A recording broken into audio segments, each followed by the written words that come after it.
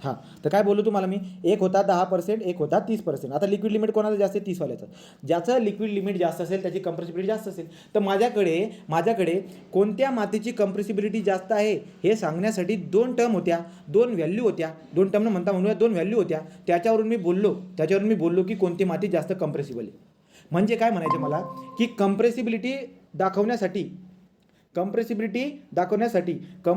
दाखवण्यासाठी आपल्याकडे काय असते, आपल्याकडे लिक्विड लिमिट असते, श्रिंकिंग लिमिट असते, श्रिंकेज इंडेक्स असतात. पण हे तिघं टर्म काय आहेत? हे तिघं टर्म रिलेटिव्ह टर्म आहेत. काय आहेत हे? रिलेटिव्ह टर्म आहेत. याच्या अगोदर आठवतंय का तुम्हाला? याच्या अगोदर डेन्सनेस दाखवण्यासाठी तुमच्याकडे रिलेटिव्ह टर्म होत्या. कोणकोणत्या होत्या बरं का? तो डेन्सनेस दाखवण्यासाठी रिलेटिव्ह टर्म तुमच्याकडे व्हाईट रेशो होता आणि दुसरा कोणता होता बघा तुमच्याकडे? Dry density. तर ड्राय डेन्सिटी आणि व्हाईट रेशो जो काही असते आपले हे रिलेटिव्ह टर्म असतात. आणि ॲब्सोल्यूट टर्म कोणता असतो आपला? ते ॲब्सोल्यूट टर्म जे होते ते रिलेटिव्ह कॉम्पॅक्टनेस होता आणि डेन्सिटी इंडेक्स होता. आठवते काय सगळं? तर ॲब्सोल्यूट टर्म कोणती होती? ॲब्सोल्यूट टर्म म्हणजे काय? जर तुम्हाला एक जरी व्हॅल्यू दिली ना तरी त्याच्यावरून तुम्हाला ओळखता येईल की ही माती काय आहे. आलं लक्षामध्ये? ती मातीचं काय आहे.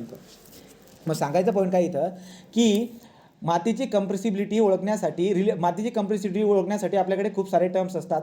लिक्विड लिमिट, श्रिंकेज इंडेक्स आणि ॲक्टिव्हिटी पण असते. पण ॲक्टिव्हिटी ही अशी टर्म आहे, ॲक्टिव्हिटी असा पॅरामीटर आहे जी की ॲब्सोल्यूट आहे. म्हणजे काय? जर तुम्हाला ॲक्टिव्हिटीची एक जरी व्हॅल्यू देऊन दिला तरी तुम्ही सांगून देणार की ती मातीची कंप्रेसिबिलिटी काय असेल. सो ॲक्टिव्हिटीच्या एका व्हॅल्यूवरून आपण त्याच्या कंप्रेसिबिलिटीचा अंदाज लावून घेत असतो. त्यामुळे ॲक्टिव्हिटी ही व्हॅल्यूम चेंज सांगण्यासाठी किंवा कंप्रेसिबिलिटी सांगण्यासाठी एक ॲब्सोल्यूट टर्म आहे.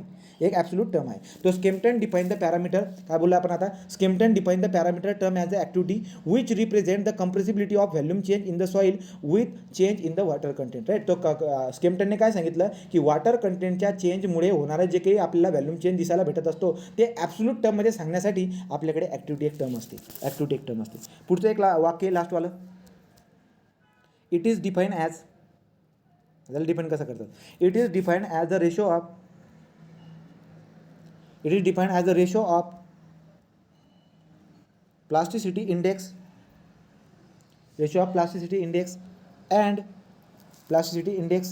and percentage of particle present in it having size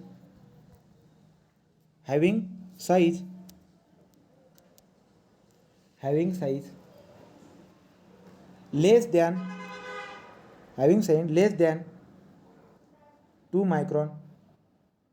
त्याला म्हणतो आपण ते लेस दॅन 2 मायक्रॉन. म्हणजे काय? साईज कशाची? क्ले साईज आहे. Right. So therefore activity is equal to IP divide by C.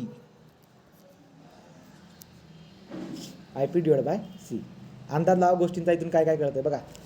Activity तो अगोदरच आपण बोललो काय बरं का? स्केम्पटनने काय सांगितलं होतं आपल्याला की plasticity index is a directly proportional to the C. त्याच्यावरून तो कॉन्स्टंट मला भेटला, त्याला मी ॲक्टिव्हिटी म्हणतोय. त्या ॲक्टिव्हिटीवरून आपण काय करत असतो? व्हॅल्यूम चेंजबद्दल सांगतो. आता आपण काय म्हणतो? आपण नेहमी बोलत असतो की ब्लॅक कॉटन सॉईल जी आहे ती ब्लॅक कॉटन सॉईल कन्स्ट्रक्शन साईटसाठी ओके नसते. या गोष्टीचा अंदाज कशावरून घेता तुम्ही? ॲक्टिव्हिटी या टर्मवरून. तर त्या ॲक्टिव्हिटी ही टर्म अशी आहे ज्याच्यावरून आपल्याला कळतं की या मातीमध्ये मला कन्स्ट्रक्शन करायचं आहे किंवा नाही. हे ॲक्टिव्हिटी टर्मवरून कळतं. कसं कळतं? हळूहळू गोष्टी तुम्हाला क्लिअर होतीलच. आता बघा इथपर्यंत आलो. मी तुम्हाला एक टेबल काढून देतो, आपण अंदाज लावू गोष्टींचा कसं येतील ते. टेबल काढून घ्या. छोटासा टेबल आहे पण ही व्हॅल्यू परीक्षेला विचारतात गड्या. टेबल जरा मोठा काढतो.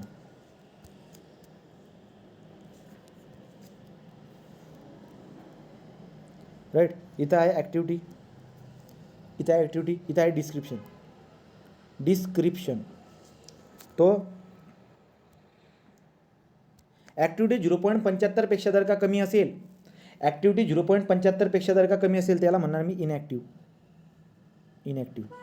ते मातीला काय म्हणणार मी? इनॲक्टिव्ह माती. राईट. नंतर इनॲक्टिव्ह माती म्हणजे कोणती माती? इनॲक्टिव्ह माती म्हणजे अशी माती जी व्हॅल्यूम चेंज खूप कमी दाखवती. व्हॅल्यूम चेंज खूप कमी दाखवती म्हणजे काय बरं का? जर त्या मातीमध्ये पाणी आलं जर त्या मातीमध्ये तुम्ही काय केलं बरं का, तुमच्याकडे 2 टर्म होत्या, तुमच्याकडे ती माती उचलली, तुम्ही फील्डवरती गेले, ती मातीला उचललं आणि त्या मातीचा आय पी काढून टाकला. कसा आय पी काढला? I P is equal to liquid limit minus plastic limit. Liquid limit कसा काढणार? लिक्विड लिमिटसाठी तुम्ही जाणार कॅसेकंड ॲपॅरेटस घेऊन तिथे तुम्ही लिक्विड लिमिट काढून घेणार. तो लिक्विड लिमिट काढून झाला आपला. प्लास्टिक लिमिट तुम्ही कसं काढणार ते पण तुमच्याकडे. Liquid limit minus plastic limit करून त्या मातीचा मी आय पी काढून टाकला. आता जेव्हा ती माती जी होती तिथे मी सीओ ॲनालिसिस अगोदर केलं असेल, सीओ ॲनालिसिस करून 2 मायक्रॉनच्या खाली किती % आहे ते पार्टिकल ते पण मी काढून घेईल, पर्सेंटेज ऑफ फायनर काढून घेईल. मग पर्सेंटेज फायनर पण या दोघांची व्हॅल्यू मी काढली आणि मला भेटली काय 0.75 पेक्षा खाली. तो 0.75 पेक्षा खाली. मग मी काय म्हणणार, यार ही माती इनॅक्टिव्ह आहे. इनॅक्टिव्ह आहे म्हणजे काय? जर माती इनॅक्टिव्ह आहे म्हणजे काय, तर ती व्हॅल्यूम चेंज जी आहे ना ती खूप कमी दाखवती. व्हॅल्यूम चेंज खूप कमी दाखवती. जर माती इनॅक्टिव्ह असेल तर माती काय इनॅक्टिव्ह आहे ना ती, तर व्हॅल्यूम चेंज कमी दाखवते. व्हॅल्यूम चेंज कमी दाखवते म्हणजे काय, जर त्याच्यामध्ये पाणी आलं तर ती कमी फुगते. फुगणे म्हणजे काय, स्विलिंग. तर त्याची स्विलिंग काय होईल, कमी होईल. तर त्याची स्विलिंग पण कमी होईल. आणि जर त्याच्यामधलं पाणी उडून बी गेलं ना तर त्या श्रिंकेज पण काय होईल, कमी होईल. क्लिअर झालं का? व्हॅल्यूम चेंज जास्त होणं म्हणजे काय, व्हॅल्यूम चेंज जास्त होणं म्हणजे काय, स्वेलिंग होणं, फुगणं. बरोबर आहे की नाही? व्हॅल्यूम चेंज जास्त होणं म्हणजे काय, व्हॅल्यूम चेंज जास्त होतोय म्हणजे जास्त फुगते होते असं. तो स्वेलिंग त्याची होईल. मग मी काय बोलतोय, जर ॲक्टिव्हिटी 0.75 पेक्षा जर का कमी असेल तर मग ती इनॅक्टिव्ह असेल. म्हणजे काय, इनॅक्टिव्ह असेल म्हणजे काय, त्याची स्वेलिंग पण कमी होईल आणि श्रिंकेज पण कमी होईल. 0.75 आणि 1.25 याच्या दरम्यान जर का असेल, 0.75 आणि 1.25 यांच्या दरम्यान जर का असेल तर आपण म्हणतो त्याची ॲक्टिव्हिटी काय आहे, नॉर्मल ॲक्टिव्हिटी. तो नॉर्मल ॲक्टिव्हिटी आपण म्हणणार. जर समजा 1.25 याच्यापेक्षा जर का समजा जास्त असेल, तर 1.25 याच्यापेक्षा जास्त जर का ॲक्टिव्हिटी असेल तर ती ॲक्टिव्ह सॉईल आहे. ती काय आहे, ॲक्टिव्ह सॉईल आहे. तर ती सॉईल जी काय आहे, ती सॉईल आपल्याला काय दिसायला भेटत आहे, ती सॉईल आपल्याला ॲक्टिव्ह सॉईल दिसायला भेटत आहे. तर ती ॲक्टिव्ह सॉईल दिसायला भेटत आहे. आता लक्षात घ्या, ती सॉईल ॲक्टिव्ह सॉईल आहे. हे ॲक्टिव्ह सॉईल आहे, हे कशावरून ठरत असतं बरं का, ते बघू. आता खाली एक टेबल आहे, त्या टेबलवरून तुम्हाला अंदाज येऊन जाईल. पण हा टेबल परीक्षेला खूपदा विचारला गेला, याला पाठ करून घ्या. आतापर्यंत सगळे टेबल तुमच्या लक्षामध्ये घ्यायचे असतात. राईट. ते 1.25ची बात केलेली आहे, एक ॲक्टिव्ह 1.25 पेक्षा जास्त. आता जर का समजा माती ॲक्टिव्ह, याचा मिनिंग काय होतो, याचा मिनिंग असा आहे की त्या मातीमध्ये सगळ्यात जास्त स्वेलिंग आणि श्रिंकेज होताना दिसायला भेटेल. ब्लॅक कॉटन सॉईल जी आहे, त्या ब्लॅक कॉटन सॉईलची ॲक्टिव्हिटी जास्त असायला पाहिजे. कारण की आपण लहानपणापासून शिकत आलो आहे, ब्लॅक कॉटन सॉईलमध्ये स्वेलिंग आणि श्रिंकेज जास्त दिसायला भेटत असतं, म्हणून आपण त्याला कन्स्ट्रक्शनसाठी यूज करत नाही. म्हणजे ब्लॅक कॉटन सॉईलच्या केसमध्ये आपण आपलं कन्स्ट्रक्शन करणार नाही, कारण की ते स्वेलिंग जास्त होणार, श्रिंकेज जास्त होणार, त्यामुळे आपल्या स्ट्रक्चरवरती वेगळे परिणाम दिसायला भेटतील. आलं लक्षामध्ये? तो ज्या मातीची ॲक्टिव्हिटी जास्त आहे त्या मातीमध्ये व्हॅल्यूम चेंज जास्त होत असतो, म्हणजे स्वेलिंग आणि श्रिंकेज तुम्हाला जास्त दिसायला भेटत असेल. राईट. ही वाली बात दिसायला भेटत असते. मग आता पुढचं काय बरं का, आता हे स्वेलिंग आणि श्रिंकेज, एखाद्या मातीची ॲक्टिव्हिटी जास्त असण्याचं कारण काय आहे, एखाद्या मातीचं जे ॲक्टिव्हिटी जास्त असण्याचं कारण काय आहे, ते कारण आहे त्याच्यामध्ये असणारं मिनरलचा प्रकार, त्याच्यामध्ये असणारं अमाऊंट ऑफ मिनरल किती येते, त्याच्यामध्ये असणारं ॲडझॉर्बल लेअरमध्ये असणारं वॉटर, या 3 गोष्टींवरून त्याचं बिहेवियर आपल्याला कळायला भेटत असतं. पुढचा टेबल.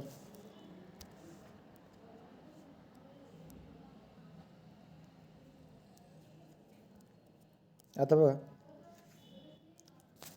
ठीक आहे. तो इथं लिहायचं, आता सरळ लिहायचं आहे. इथं वरती लिहायचं तुम्हाला क्ले मिनरल.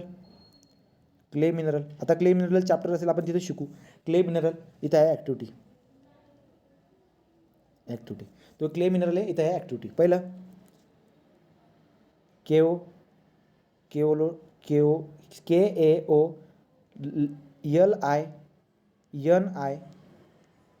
केओलोनाइट. तो केओलोनाइटचं किती असतं, 0.4 to 0.5. 0.4 to 0.5. आपल्या सिलेबसमध्ये, MPCच्या सिलेबसमध्ये तुम्हाला परमेबिलिटी चॅप्टर नाही आहे, तुम्हाला इफेक्टिव्ह स्ट्रेस चॅप्टर पण नाही आहे. पुढे जर बघायला गेलात, अजून फाउंडेशनमध्ये जे काही आहे, फाउंडेशनमध्ये जे काही आपण साईटवरती जे वर्क करत असतो ते पण तुम्हाला नाही आहे. जवळजवळ मोठे ते 3 धडे, मोठे म्हणायला पाहिजे, ते 3 धडे आपल्या याच्यातून गाळले गेलेले आहेत. ठीक. तो कॅओलोनाइटची व्हॅल्यू किती, 0.4 ते 0.5 बोलू ना, 0.4 to 0.5 कॅओलोनाइट झालं. नंतर असतं इलाइट. जर का समजा त्या मातीमध्ये इलाइट नावाचा क्ले मिनरल जर का असेल, इलाइट, तर तुम्हाला ॲक्टिव्हिटीची व्हॅल्यू सापडणार 0.5 ते 1. राईट. जर समजा मॉन्ट मॉरिलोनाइट त्याच्या पुढे कंटिन्युएशनमध्ये खाल्ली होती मी, जागा नाही माझ्याकडे.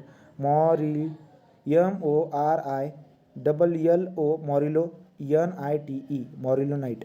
तो मॉरिलोनाइट जर का असेल तर ॲक्टिव्हिटीची व्हॅल्यू तुम्हाला 1 ते 7 दिसायला भेटेल. खाली खाली आता सोडियम मॉन्टमॉरिलनेट एन ए लिहायचं आहे खाली सोडियम मॉन्टमॉरिलनेट सोडियम मॉन्टमॉरिलनेट.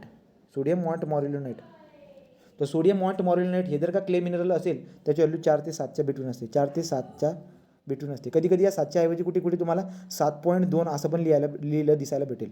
तो ब्रॅकेटमध्ये लिहून घेतो. 4 ते 7 म्हणा किंवा 4 ते 7.2 म्हणा, ठीक आहे. आणि पुढे तसं कॅल्शियम मॉन्टमॉरिलनेट त्याची व्हॅल्यू असते 1.5 दिले का 1 ते 5 दिले 1.5 राईट. तो कॅल्शियम मॉन्टमॉरिलनेट जे काय त्याची व्हॅल्यू असते 1.5. मला असं वाटतं इथे 1 ते 5 असावं काही तर, ठीक. 1.5 करून घ्या, दुरुस्त करून घेऊ नंतर घ्यायचं. या अशा पद्धतीने आपल्याला टेबल दिसायला भेटतोय. आता काय बरं का, आता याच्या खाली एक नोट आहे 1.5 ना. हा ठीक आहे, तो 1.5 असेल, तो 1.5 आहे. आता जर आपण बघायला गेलो तर 1.5 आहे. आता आपण बघायला गेलो काय बरं का, नोट लक्षात घ्यायची आपल्याला. नोट काय लक्षात घ्यायची की ब्लॅक कॉटन सॉईलला आपण आपल्या कन्स्ट्रक्शन ॲक्टिव्हिटीमध्ये यूज करत नाही का, कारण की तिची ॲक्टिव्हिटी काय असते सगळ्यात जास्त असते. नोट म्हणून लिहून घ्या, तुम्हाला परीक्षेमध्ये विचारतील ती नोट. हायली ॲक्टिव्ह सॉईल, तो black cotton soil is highly active soil, किंवा आपण म्हणूया हा लिहा black cotton soil is highly active soil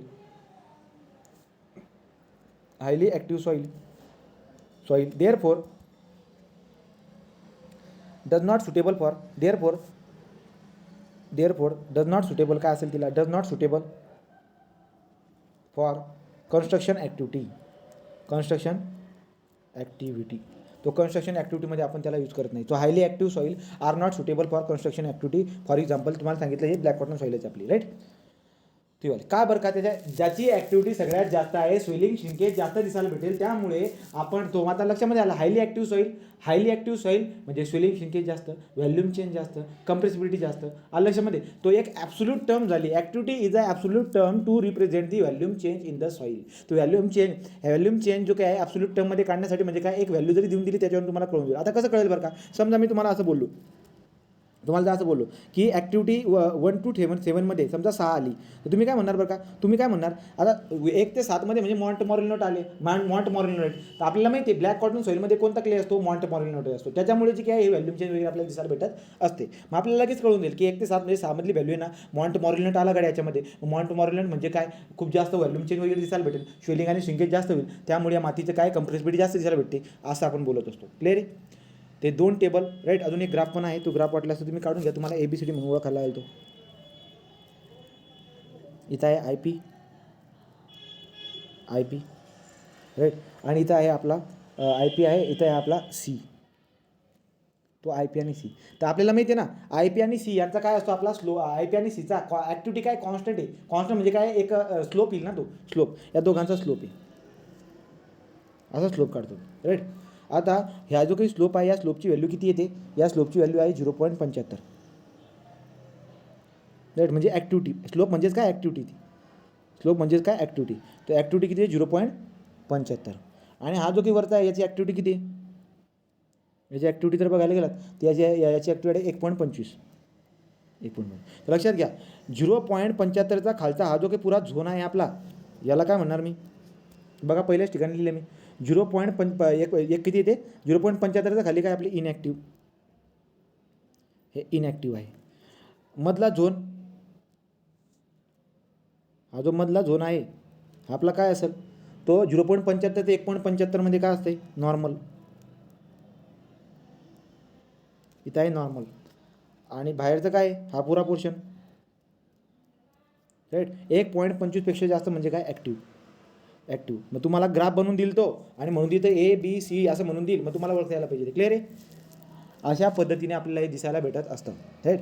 आता हे जे काही फॉर्म्युले वगैरे असते ना, स्वतःचं डोकं लावून जे ना बघायचं यार असं कसा फॉर्म्युला बनवला आहे. तुम्ही जोपर्यंत याच्यावरती विचार नाही करणार, पहिल्यांदा तर थोडंसं विषय होतो, पण दुसऱ्यांदा वाचणार, तिसऱ्यांदा वाचणार, तेव्हा जाऊन तुम्हाला कुठेतरी कळणार ते. असं एवढ्या लवकर नाही कळत ते. आणि पहिल्या ज्याच्यामध्ये समजून घ्यायचा प्रयत्न बी नाही करायचा. 4, 10, 5, 10, 6, 6, 7, 8, 8, 10 वेळेस वाचावं लागतं. आपलं कसं आहे, एकदा वाचा सगळं कळायला पाहिजे. झालं. तो अशा पद्धतीने झाले कडे ही प्रॉपर्टी पण कव्हर झाली. नाऊ लास्ट आपलं जे पूर्ण चॅप्टर चाललं आहे मागच्या किती दिवसापासून, त्याचं लास्ट इंडेक्स प्रॉपर्टी आहे आता. 9 नंबरची कोलॅप्सिबिलिटी. कोलॅप्सिबिलिटी. आता काय असते कोलॅप्सिबिलिटी, लक्ष द्या. कोलॅप्सिबिलिटी म्हणजे काय बरं? अशा काही माती आहेत ज्यांचं कॅरेक्टरिस्टिक आहे, अशा काही माती आहेत ज्यांचं कॅरेक्टरिस्टिक आहे की ते कोर्स असतात, बल्क राईट का. अशा काही माती आहेत ज्यांचं कॅरेक्टरिस्टिक आहे की ते कोर्स असतात आणि हेल्ड म्हणजे एकमेकांना जे काही आहे ते कॅपिलरी फोर्सने हेल्ड असतात, एकमेकांना चिटकलेले असतात कॅपिलरी फोर्सने. ओके.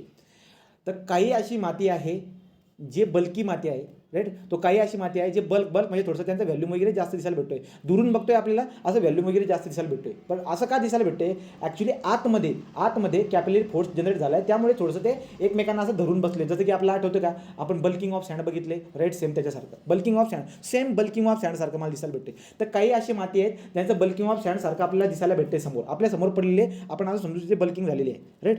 हे कशामुळे झाले बरं का समजा, तर कॅपिलरी फोर्समुळे जे ना असं झालेलं आहे.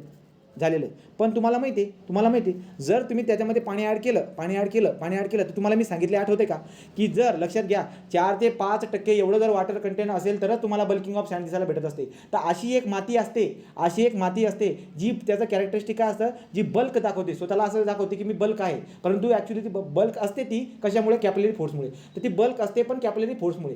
पण जेव्हा लक्षामध्ये काय येईल मला, काय होत असतं, जेव्हा आपण याच्यामध्ये पाणी वगैरे जर काय ॲड केलं तर त्याच्यात काय होतं, जो कॅपिलरी फोर्स तो ब्रेक होऊन जात असतो आणि ती माती ढासळली जाते म्हणजे काय, खाली पसरून जाते. तर म्हणजे सुरुवातीला तिचा व्हॅल्यूम आपल्याला जास्त दाखवत होती, पण वॉटर कंटेंट मी त्याच्यामध्ये ॲड केलं ना तर त्याचा व्हॅल्यूम कमी होऊन जातो, असं मला दिसायला भेटतंय. आता कहाणी बघा काय. आतापर्यंत आपण काय डिस्कशन केलं तुम्ही मला सांगा, कमेंट करून सांगा, पटापट कमेंट करून सांगा. एखाद्या मातीमध्ये वॉटर कंटेंट जर मी ॲड करत गेलो तर व्हॅल्यूम काय होतं, व्हॅल्यूमवर कमेंट करा. एखाद्या मातीमध्ये जर का मी वॉटर कंटेंट ॲड करत गेलो तर व्हॉल्यूम काय होईल त्या मातीचं, व्हॅल्यूम काय होतं. वॉटर कंटेंट जर मी वाढवलं तर त्या मातीचं व्हॅल्यूम काय होतं, इन्क्रीज होतं. त्या मातीचं व्हॅल्यूम काय होतं, इन्क्रीज होतं. तर मातीमध्ये जर का वॉटर कंटेंट जर तुम्ही ॲड करत गेला तर त्याचं व्हॅल्यूम इन्क्रीज होतं, राईट. त्याची स्ट्रेंथ कमी होत जाते, हे माहिती आहे आपल्याला, बरोबर की नाही. आता इथं काय विषय की तुम्ही वॉटर कंटेंटला ॲड करतायत. तिकडे काय झालं होतं, वॉटर कंटेंटला ॲड केल्यामुळे व्हॅल्यूम वाढत होता, पण इथं वॉटर कंटेंटला ॲड केल्यामुळे व्हॅल्यूम कमी होऊन जातोय, ती माती ढासळली जाते, व्हॅल्यूम कमी होतोय, राईट. त्यामुळे ही जी काही प्रॉपर्टी दिसायला भेटत असते याला कोलॅप्सिबिलिटी म्हणत असतो. पण या सगळ्या प्रकारच्या मातीमध्ये दिसायला भेटेल का, नाही. ठराविक अशा काही माती आहेत त्यांच्यामध्ये वॉटर कंटेंट ॲड केल्यानंतर त्याचा व्हॅल्यूम वाढत नाही, पण काय होतं त्याच्याऐवजी जो काय होतो, कमी होऊन जात असतो. त्याला म्हणतो आपण कोलॅप्सिबिलिटी. क्लिअर आहे. तो कोलॅप्सिबिलिटी काय बरं का, तो कोलॅप्सिबिलिटी आपल्याला सांगतायत की खूप जास्त व्हॅल्यूमध्ये डिक्रीज होताना दिसायला भेटत असतो जेव्हा आपण काय करतो, वॉटर कंटेंटला इन्क्रीज करत असतो. असं का झालं बरं का, कारण की ती पर्टिक्युलरली अशी एक माती आहे, तिचं कॅरेक्टरिस्टिक काय आहे, एक कॅरेक्टरिस्टिक काय असतं की ती बल्क स्वरूपामध्ये असते. बल्क स्वरूपामध्ये कशामुळे, तर जो काही आपला कॅपिलरी फोर्स असतो त्या कॅपिलरी फोर्समुळे ते स्वतःला असं दाखवतं की मी फुगलेला आहे बा. परंतु पाणी त्याच्यामध्ये ॲड केल्यानंतर काय होणार, त्याच्यामधलं जे काही जो कॅपिलरी फोर्स आहे तो काय होऊन जातो, ब्रेक होऊन जातो आणि ते खाली ढासळली जाते. तिला म्हणतात कोलॅप्सिबिलिटी. याच्या अगोदर हा कोलॅप्सिबिलिटी शब्द आला होता कुठे, तुम्हाला आठवते का, लुईस सॉईल ही कोलॅप्सिबल सॉईल असते. सँडड्यून सॉईल, लुईस सॉईल ही कोलॅप्सिबल सॉईल असते. हे सगळे शिकवले पहिल्या चॅप्टरमध्ये, राईट. तो आता पहिलं वाक्य लिहून घे पटकन fast. The soil which show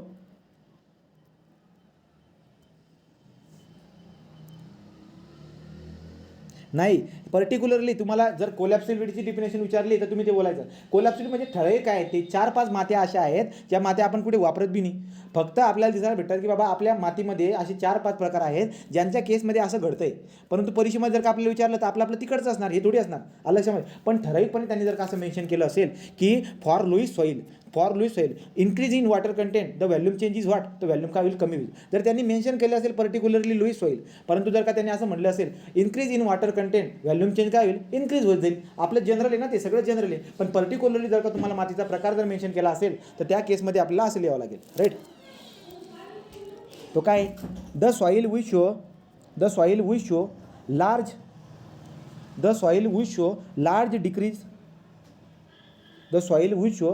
decrease in its volume due to increase in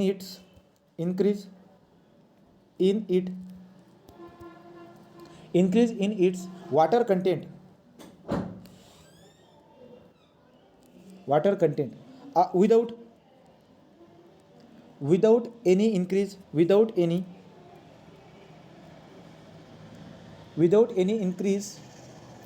in external pressure or load तुम्ही लोड वगैरे इन्क्रीज करतात का? नाही. तुम्ही लोड वगैरे इन्क्रीज न करता सुद्धा त्याचा व्हॅल्यूम कमी होऊन जातोय. फक्त कशामुळं? फक्त वॉटर कंटेंट वाढवल्यामुळे. असं पहिल्यांदा इथं घडताना दिसायला भेटते. राईट. तो the soil will show large decrease in the volume due to the increase in the its water content without any increase in external pressure or load are term as collapsible soil.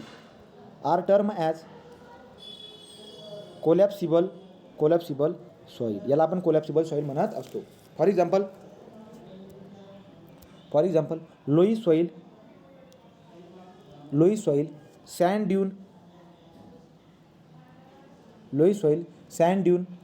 Fine sand and silt. तुम्हाला जर का particularly हे example mention केलं असतील तर तुम्हाला त्याच्यावर comment करता येईल. राईट. नंतर slightly cemented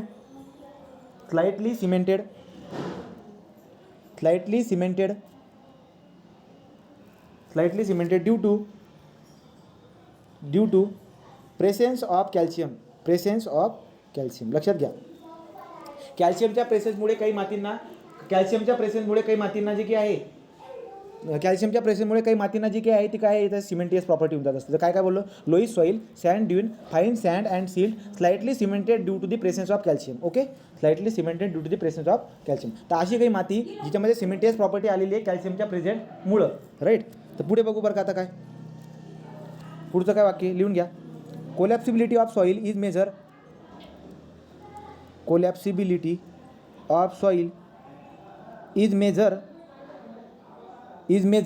in term of potential in term of parameter. एक पॅरामीटरच्या मदतीने आपण या कोलॅप्सिबिलिटीला मेजर करतो. तर collapsibility of the soil is measure in term of parameter collapse potential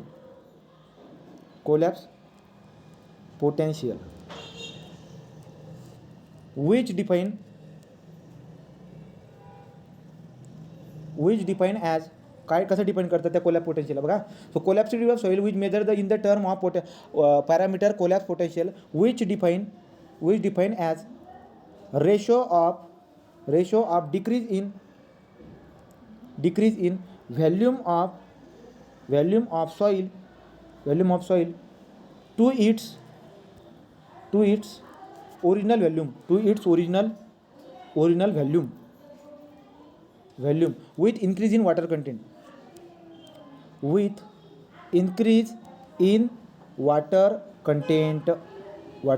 right. तो काय सांगितलं बरं का की कोलॅप्सिबिलिटी ऑफ द सॉइल ही जी काय आहे याला रिप्रेझेंट करण्यासाठी आपल्याकडे एक टर्म असते, एक पॅरामीटर असतो, त्याला म्हणतो आपण कोलॅप्स पोटेन्शियल. म्हणजे काय बरं का, ओरिजिनल व्हॅल्यूमच्या रिस्पेक्टनं किती डिक्रीज झालेला आहे त्याला म्हणतो कोलॅप्स पोटेन्शियल. मग कोलॅप्स पोटेन्शियलला मी कसं दाखवणार? कोलॅप्स पोटेन्शियल समजा CP आज दाखवतोय. Decrease in volume to the original volume V0. Decrease in volume divide by original volume असं पण लिहिणार त्याला. तो CP is equal to decrease in volume divide by V0 अशा पद्धतीने आपण त्याला रिप्रेझेंट करत असतो. किंवा तुम्ही असं लिहिणार ओरिजिनल व्हॅल्यूम मायनस आता काहीतरी व्हॅल्यूम झालेला आहे डिवाइड बाय ओरिजिनल व्हॅल्यूम. हा झाला आपला CP. याला आपण जे काही वेगळ्या याच्यामध्ये पण कॅल्क्युलेट करू शकतो. कसं? आता हे व्हॅल्यूमच्या टर्ममध्ये काढले ना, मी हाईटच्या टर्ममध्ये पण काढलं. तुम्ही काय अजून करून चालतात की आपला एरिया हा इनफायनाईट असतो. एरिया काय असतो आपला? इनफायनाईट असतो. त्यामुळे मी काय करतो लक्ष द्या. CP is equal to V0 minus something change divide by काय बोलू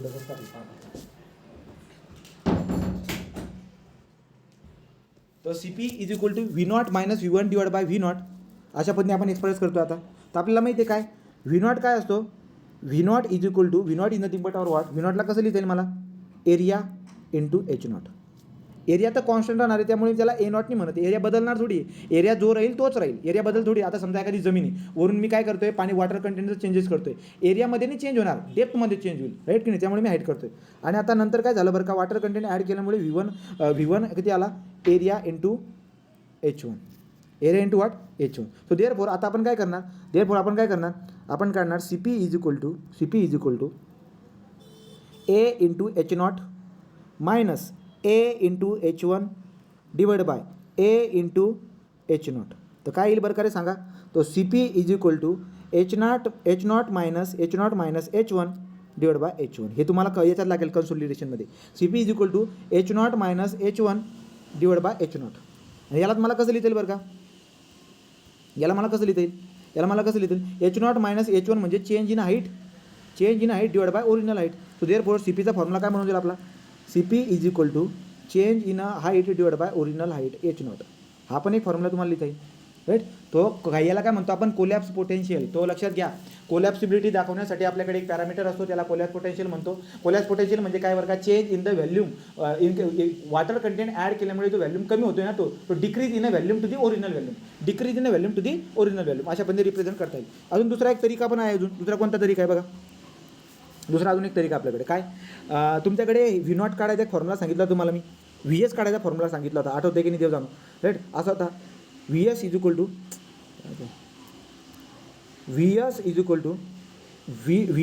to original volume divide by 1 + E. आठवते का हा फॉर्म्युला. जर तुम्हाला व्हॅल्यूम ऑफ सॉलिड्सचं जर का व्हॅल्यूम काढायचं असेल तर original volume total volume divide by 1 + white ratio करतात तुम्ही. राईट. आता मी ओरिजिनल व्हॅल्यूमला V0 म्हणतोय समजा, तर मी काय करणार माहिती आहे का, V0 is equal to volume of solid तर काही बदलत नाही 1 + E0 असं एक्सप्रेशन लिहिता येईल मला ओरिजिनल. आता हा व्हॅल्यूम चेंज होऊन काय झाला, V1 झाला. V1 is equal to VS तर काही चेंज होणार नाही 1 + E1. राईट. अशा पद्धतीने. आणि CPला कसं काढतात तुम्ही, CP is equal to what, V0 minus V1 divide by V0. Right. तर आता तुम्ही मला सांगा, हे एक्सप्रेशन जर का आपण त्याच्यात टाकलं तर कसं बनेल. असं बनेल का बघा.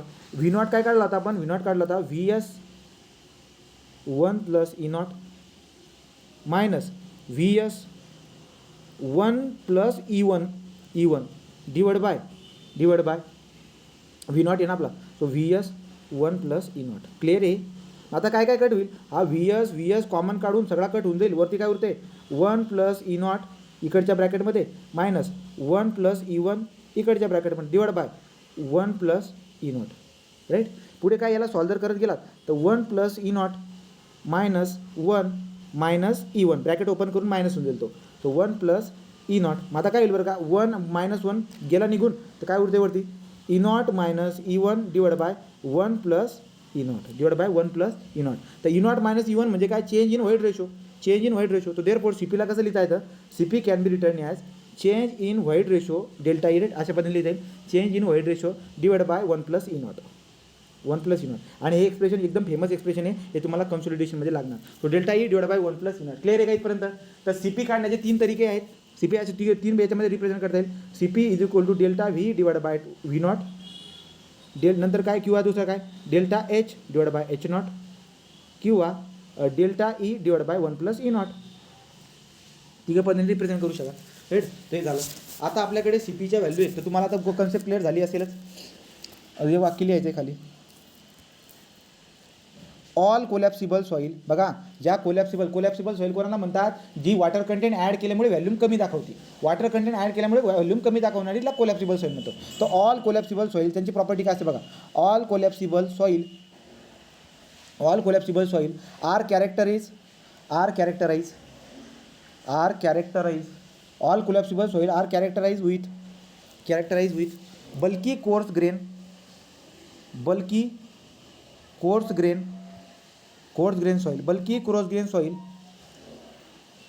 Soil loosely held by capillary force. ती जी काही कोलॅप्सिबल सॉईल असते ना, ती कोलॅप्सिबल सॉईल कॅपलरी फोर्समुळे जी आहे ना थोडीशी फुगलेली वाटते. कॅपलरी फोर्समुळे थोडीशी फुगलेली वाटते, तिथं ते कॅरेक्टरिस्टिक आहे. परंतु तुम्ही वॉटर कंटेंट ॲड करून द्या, तिचं व्हॅल्यूम कमी होऊन जाईल. अशी जी माती असते तिला कोलॅप्सिबल सॉईल म्हणतो. तिला जर का तुम्हाला काढायचं असेल तर तुमच्याकडे CP पॅरामीटर आहे, त्याला म्हणतो आपण पोटेन्शियल, कोलॅप्स पोटेन्शियल. तो कोलॅप्स पोटेन्शियल आपण काढू शकतो. मग आपल्याकडे आता एक टेबल आहे, तो टेबल काढून टाका म्हणजे आपलं चॅप्टर होऊन जाईल. काय टेबल येतो बघा.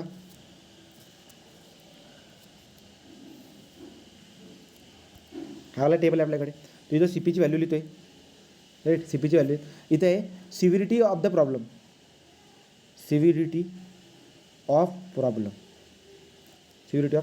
जर समजा सी पीची व्हॅल्यू तुम्ही काढली 0 आणि 1च्या दरम्यान, राईट, तर no problem, N P, no problem, right. 1 to 5च्या बिटवीन जर का आलं, 1 to 5च्या बिटवीन जर आलं तर मॉडरेट प्रॉब्लेम, राईट. जर 5 ते 10च्या बिटवीन जर आलं, 5% 10%च्या दरम्यान, तर ट्रबल, 5 ते 10% दरम्यान ट्रबल. 10 ते 20%मध्ये जर आलं तर सिव्हिअर ट्रबल, 10 ते 20मध्ये सिव्हिअर ट्रबल. आणि 20पेक्षा जर का जास्त गेलं तर व्हेरी सिव्हिअर ट्रबल. क्लिअर झालं? तर व्हेरी सिव्हिअर ट्रबल हा तक्ता तुम्हाला लक्षामध्ये ठेवायचा आहे.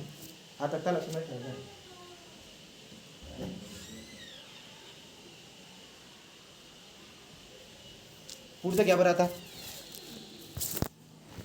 आता लास्टवाला नोट म्हणून पॉईंट लक्षात घ्या की समजा कधी कधी काय म्हणतात आपल्याला माहिती आहे का, एखादी माती दिलेली असते आणि त्या मातीचं ना आपल्याला काय म्हणतात, त्या मातीचं आपल्याला ते लिक्विड लिमिट देऊन देतात आणि म्हणतात सांगा की याच्यामध्ये ऑर्गॅनिक मॅटर आहेत का. ऑर्गॅनिक मॅटर म्हणजे पालापाचोळा याच्यामध्ये आहेत का असं ओळखायला लावतात. मग ते आपल्याला ओळखता यायला पाहिजे, बरोबर की नाही. एखादी माती ही ऑर्गॅनिक, या एखाद्या मातीमध्ये ऑर्गॅनिक मॅटर आहेत की नाही हे ओळखण्यासाठी आपल्याकडे लिक्विड लिमिटची पण टर्म असते. कशी बरं का, लक्षात घ्या. जर लिक्विड लिमिट जर समजा चुकून 50%पेक्षा जर का कमी असेल ना, तर याच्यामध्ये ऑर्गॅनिक मॅटर राहतच नाही. जर लिक्विड लिमिट 50%पेक्षा जर का कमी असेल तर त्याच्यामध्ये ऑर्गॅनिक मॅटर राहत नाही, तर ती ऑर्गॅनिक सॉईल राहणार नाही. मग तो ऑर्गॅनिक सॉईल म्हणजे कोणती, जिच्यामध्ये ऑर्गॅनिक मॅटर आहे, राईट. तो ऑर्गॅनिक मॅटर आहे अशा पद्धतीने आपण बोलू शकतो. मग 50%पेक्षा जर का जास्त लिक्विड लिमिट जर का असेल तर ती माती आपली काय असेल, ऑर्गॅनिक सॉईल असेल. ओके, ही बात आपल्या लक्षामध्ये येऊन जात असते. आता दुसरी महत्त्वाची बात, इनऑर्गॅनिक सॉईल कोणती असते. इनऑर्गॅनिक सॉईल असेल काही तर, राईट. इनऑर्गॅनिक सॉईल म्हणजे ज्याच्यामध्ये काय नाही आहे, ज्याच्यामध्ये आपला लिक्विड लिमिट जे काही इनऑर्गॅनिक सॉईल कोणाला म्हणतो बघा. सो लिक्विड लिमिट ऑफ, वाक्य लिहा तुम्ही, पहिलं वाक्य, liquid limit of inorganic soil,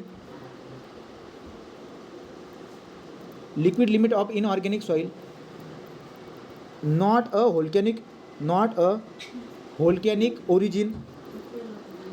a volcanic origin, rarely has value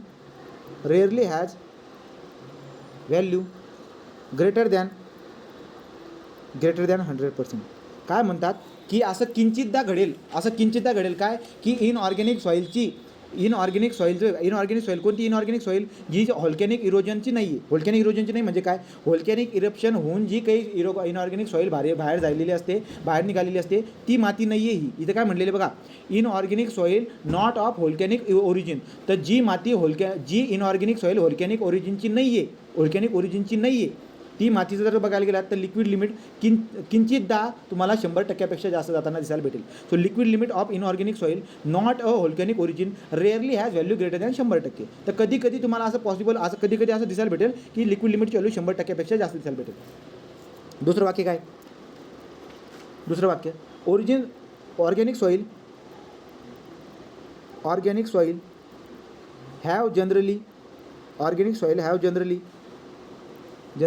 high value of liquid limit that is greater than 50%. तुम्हाला अगोदर बोललो मी की ऑर्गॅनिक सॉईलचे लिक्विड लिमिट जे आहे 50%पेक्षा जनरली 50%पेक्षा जास्त दिसायला भेटते. बट देअर लिक्विड लिमिट 50%पेक्षा जास्त असते. But there plastic limit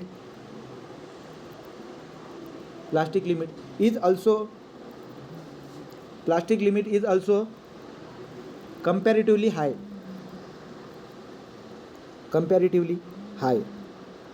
Hence their plasticity index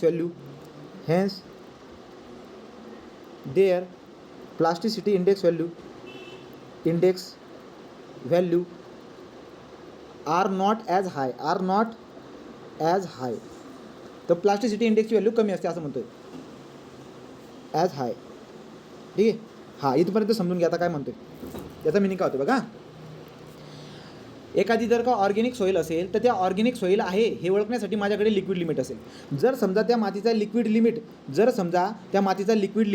50%पेक्षा जास्त असेल तर मी म्हणेल तिला ऑर्गॅनिक सॉईल. पण लक्षात घ्या, इतक्यात तिला ऑर्गॅनिक सॉईल म्हणून चालत नाही. का बरं का, जर त्या मातीचा लिक्विड लिमिट जर का जास्त असेल तर त्यासोबत प्लास्टिक लिमिट पण जास्त असायला पाहिजे, आणि लिक्विड लिमिट पण जास्त आणि प्लास्टिक लिमिट पण जर का जास्त असेल ना तर त्या प्लास्टिसिटी इंडेक्स कमी असायला पाहिजे. त्यामुळे ऑर्गॅनिक सॉईल मी त्याला म्हणेल ज्याचा लिक्विड लिमिट जास्त असतो, जास्त किती 50%पेक्षा जास्त, सोबत प्लास्टिक लिमिट पण जास्त असायला पाहिजे. रेंज काही दिलेली नाही पण प्लास्टिक लिमिट पण जास्त असायला पाहिजे, आणि सोबत त्याचा IP कमी असायला पाहिजे. जर त्याचा IP कमी असेल तर मी त्या सॉईलला ऑर्गॅनिक सॉईल म्हणेल. मग परीक्षेमध्ये आपल्याला विचारतात की ती माती ऑर्गॅनिक सॉईल आहे का. क्लिअर झालं का, ती माती ऑर्गॅनिक सॉईल आहे का असं आपल्याला म्हणतील ती.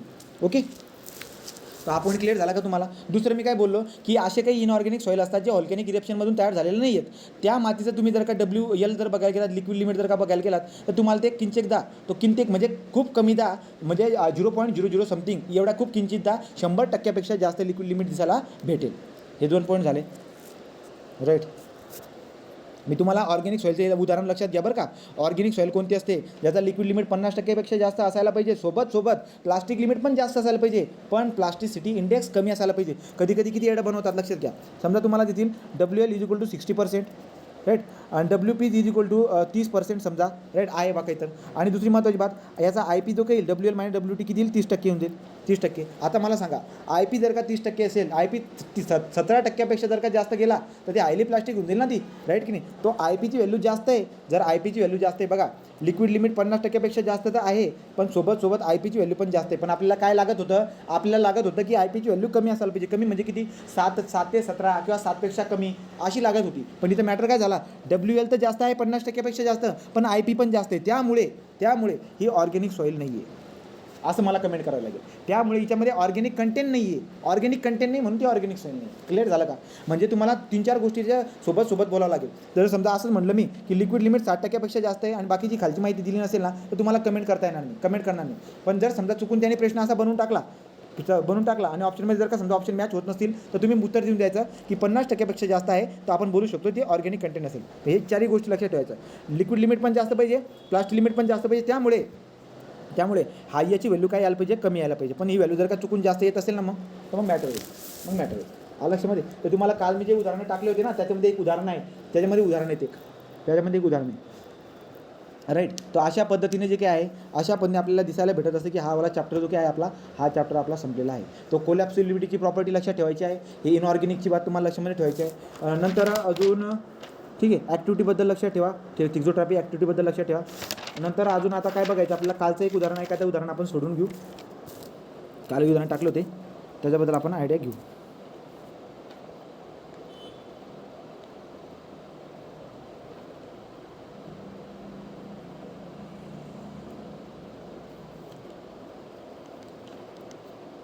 बघा बरं हे उदाहरण तुम्हाला काय म्हणते बघा बरं, काय जमते का. तो क्वेश्चन आल्यावरती सुटायला पण पाहिजे. कन्सेप्ट क्लिअर तर असतील पण जोपर्यंत प्रॉब्लेम सॉल्व्ह होणार ते मॅटर राहील. बघा आता कुठे गेलं हे एक्झाम्पल. चला, liquid limit and the plastic limit of the, तुम्हाला लिक्विड लिमिट आणि प्लास्टिक लिमिट देऊन दिलेलं आहे. तो लिक्विड लिमिट किती दिले, liquid limit 50%, right. Plastic limit दिलेलं आहे 25%, राईट. पुढे काय म्हणतात, represent okay respectively when the soil dried from state of liquid limit. तो लिक्विड लिमिटपासून त्याला आपण सुकवायला सुरुवात करतो, त्यामधलं पाणी उडवायला सुरुवात करतो आहे. Decrease in the volume was what 40%. तर 40%चा मला डिक्रीज होताना दिसायला भेटतो आहे. नंतर पुढं ठीक आहे, तुम्ही आता ग्राफच्या पद्धतीने पण काढू शकतो. आपण ग्राफच्या पद्धतीने काढू ना, पद्धतशीर होईल. तर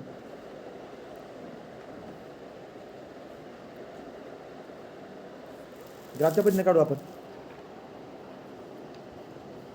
हे आहे आपलं श्रिंकेज लिमिट, हे आहे आपलं प्लास्टिक लिमिट, हे आहे आपलं लिक्विड लिमिट. हे करस्पॉन्डिंग व्हॅल्यूम, राईट. तो आता या करस्पॉन्डिंग व्हॅल्यूम याला WL म्हणतो मी. समजा WL यांनी किती दिले मला, WL यांनी दिले मला 50. तिथे 50 व्हॅल्यू आहे, राईट. इथं 50 आहे, इथं 25 व्हॅल्यूम आहे, राईट. इथं 25 व्हॅल्यूम. याच्या करस्पॉन्डिंग व्हॅल्यूम चेंज काही दिलेलं नाही, पण याला मी म्हणतो समजा लिक्विड आहे ना, याला VL म्हणतो, आणि याला VP म्हणतो रे. आणि काय असतो, हा खालचा आपला VD असतो. एवढी बात तर आपल्याला माहिती आहे.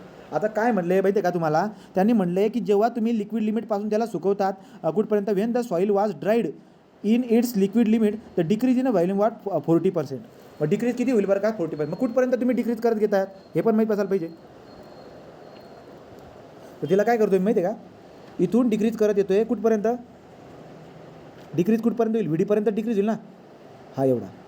तर मग किती डिक्रीज होतो आहे बरं का तो म्हटलं आहे 40% of volume at liquid limit, volume at liquid limit. मग लिक्विड लिमिटला जो काही व्हॅल्यूम आहे ना, त्या लिक्विड लिमिटच्या व्हॅल्यूमचा 40% एवढा व्हॅल्यूम डिक्रीज होतो आहे. म्हणजे किती असेल माहिती आहे का, 0.4 ऑफ VL एवढा व्हॅल्यूम डिक्रीज होतो आहे. मग मला तुम्ही सांगा खालून ते इथपर्यंत हे किती असेल रे, हे किती असेल, खालून तर VDपर्यंत हे किती असेल, 0.6 ऑफ VL. क्लिअर का, कारण की या दोघांची बेरीज काय व्हायला पाहिजे, VL व्हायला पाहिजे. हे क्लिअर झालं का बघा बरं. लिक्विड लिमिटपासून जो काही लिक्विड लिमिटचा जो व्हॅल्यूम आहे ना, तिथून आपण काय करू, चेंज करत गेलो तो इथपर्यंत आपल्याला 0.4 VL दिसायला भेटतोय, 0.6 VL. क्लिअर. तर पुढे बघा आता काय म्हणतात, पुढे काय म्हणताय तुम्हाला, okay, Wien it was died from state of plastic limit. आता प्लास्टिक लिमिटपासून तुम्ही सुकवतायत तर तेव्हा 20%चा आपल्याला काय दिसायला भेटत होतं, चेंज दिसायला भेटतंय. मग कलर बदलवतो. प्लास्टिक लिमिटपासून जर तुम्ही हे केलं इथून इथपर्यंत, तर हा जो काही चेंज निघून येईल तो प्लास्टिक लिमिटच्या किती 20% चेंज दिसायला भेटेल. म्हणजे किती असेल माहिती आहे का, ही व्हॅल्यू असेल 0.2 ऑफ व्हॉट, 0.2 ऑफ VP. मग हा 0.2 ऑफ VP असेल तर मला सांगा रे, हे खालून किती असेल, हे खालून किती असेल, तुम्ही म्हणणार 0.8 of VP, 0.8 of VP. Clear आहे, 0.8 ऑफ VP. आता एवढा डाटा तुमच्याकडे आलेला आहे. पुढे काय म्हणलेलं बरं का, determine shrinkage limit and shrinkage ratio. ठीक आहे, चालेल, काही प्रॉब्लेम नाही. आता बघा, आता एक बात मला सांगा, तुमच्याकडे एवढा डाटा आला आहे, तुम्ही काय भेटेल तुम्हाला, VD भेटतोय तुम्हाला सरळ सरळ, VD काय भेटतोय तुम्हाला, VD 2 व्हॅल्यू भेटतात VDचे डायरेक्ट, 0.8 ऑफ VP आणि दुसरं काय भेटतं ते 0.6 ऑफ VL. मी एक काम करतो ना, दोघांना तुलना करून घेतो. दोघांना जर का तुलना केला तो काय दिसायला भेटेल, 0.8 VP is equal to 0.6 VL. तर मला सांगा तुम्ही याच्यावरून आपली VPची व्हॅल्यू किती येतील सांगा बरं. VPची व्हॅल्यू काढा नाही तर VLची व्हॅल्यू काढा, कोणाची तरी काढून सांगा मला किती येते. तर तुम्ही काय म्हणणार, VP इज इक्वल टू 0. म्हणजे 6/8 म्हणजे 2/4 का, निम्मे केले तर 3/4, 3/4. कुठे लिहूया आता याला, हे बघा ही व्हॅल्यू मी तर खुडावं लागेल कडे मला आता. तो 0. सांगा मला तुम्ही उत्तर सांगा बरं, VP इज इक्वल टू किती येईल, 6/8 VL. 6/8 म्हणजे किती, 6/8, 6/8 म्हणजे किती रे, 3/4, 0.75. सोडवलं काय उदाहरण मी, हां ठीक आहे. तर 0.75 येते. तर 0.75 आलं समजा, तर मग मी काय करणार आता, VP is equal to 0.75 of VL. तुमच्या लक्षामध्ये येते का, तुमच्या लक्षामध्ये येते का की हा जो काही ना इथून इथपर्यंत आहे किती आहे, VP किती आहे, VP म्हणजे खालून तर इथपर्यंत हा आपला VP आहे, तर खालून इथपर्यंत VP किती आहे, 0.75 ऑफ VL. VLच्या 0.75 ऑफ VL आहे. मग इथून तर इथपर्यंत हे किती असेल, हे किती असेल सांगा बरं. हे खालून VPपर्यंत 0.75 ऑफ VL आहे, 0.75 ऑफ VL आहे, तेवरती किती असेल, तुम्ही म्हणाल 0.25 ऑफ VL. आलं काय, सगळ्या व्हॅल्यू तुमच्या, सगळ्या व्हॅल्यू आल्यात. तर सगळ्या व्हॅल्यू जर का तुमच्या आल्यात समजा, तर आता आपण काय करून टाकू, आता आपल्याला काढायला लावले त्यांनी श्रिंकेज लिमिट. तर श्रिंकेज लिमिट म्हणजे कुठे असतो, इथे असतो आपला श्रिंकेज लिमिट. मग श्रिंकेज लिमिट काढण्यासाठी तुम्ही एक तर स्लोपचा क्रायटेरिया वापरा. स्लोप कसं वापरतो आपण म्हणतो त्याला काय म्हणतो आपण, इंटरपोलेशन. तर तुम्ही इंटरपोलेशन पण करून काढू शकतात. कसं इंटरपोलेशन करून काढायचं बरं समजा, तर इंटरपोलेशन करून जर तुम्हाला काढायचं असेल तर तुम्ही काय करायचं, 3 टर्म घ्यायचं, याचा डिफरन्स डिवाइड बाय याचा डिफरन्स इज इक्वल टू याचा डिफरन्स डिवाइड बाय याचा डिफरन्स. असं करून काढा बरं, जमतंय का.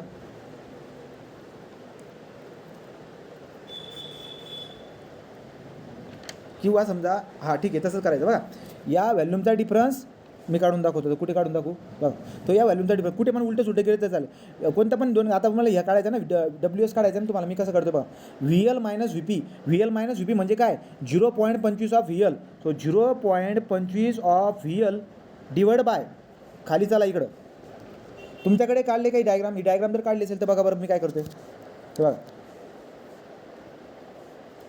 असं होता. तो इथं इथं किती होती व्हॅल्यू 0.25 ऑफ व्ही एल, इथून इथपर्यंत व्हॅल्यू किती होती 0.75 ऑफ व्ही एल, अशी व्हॅल्यू होती ती. तर मी तर कसं करणार आता बघा, 0.25 of V L, 0.25 of V L divide by याचा corresponding change in water content किती सांगा बरं का रे.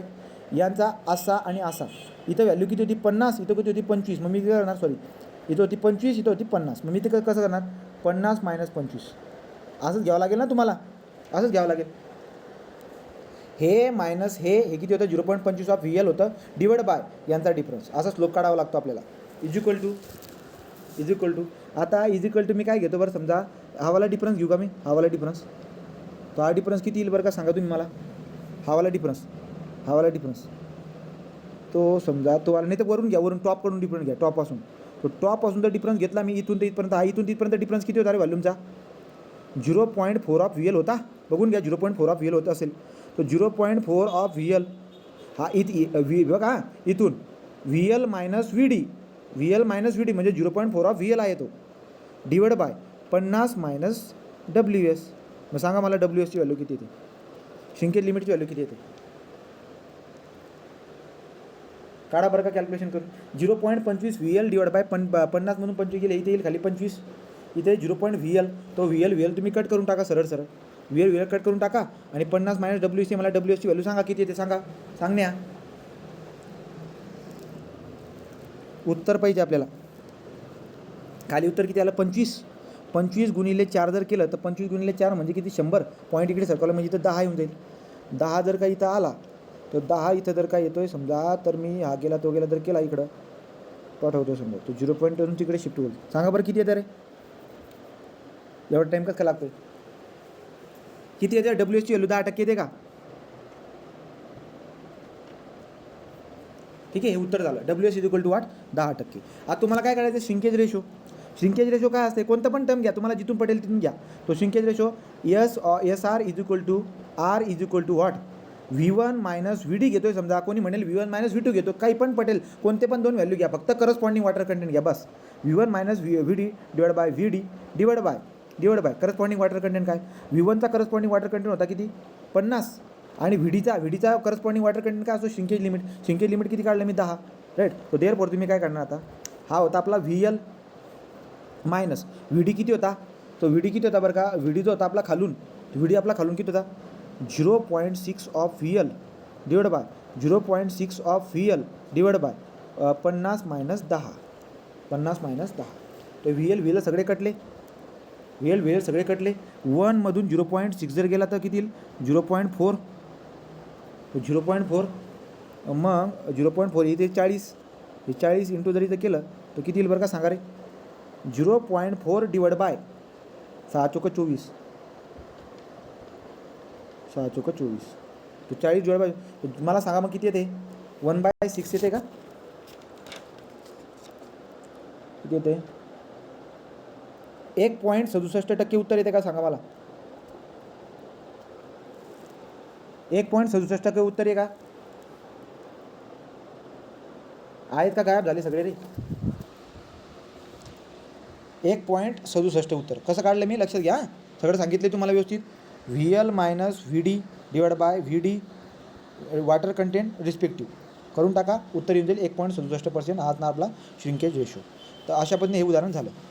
ठीक आहे, तो हे उदाहरण झालं. तर ते उदाहरण जे काय असे तुम्हाला बेसिक लेवलला विचारतात, तुम्हाला जास्त डोक्याला ताण नाही लाव, कन्सेप्ट ज्याचा क्लिअर असतील. आता याच्या पुढे पेपर फॉर्म्युला बेसवर निघत नाही, आता फक्त कन्सेप्ट आहे. मला कन्सेप्ट लक्षात ठेवायची, तुम्हाला पाठ काहीच करायचं नाही. तुम्ही पेपर तर बघा मागचे, आता मागचा जो पेपर आला निघाला होता MPCचा तो बघून घ्या, तो फॉर्म्युला बेसच आहे. तुम्ही महाडाची परीक्षा दिली असेल तर तुम्हाला तिथं बी अंदाज येऊन गेला असेल, कन्सेप्च्युअल पेपर निघाला होता असं म्हणतात पोरं, बरोबर की नाही.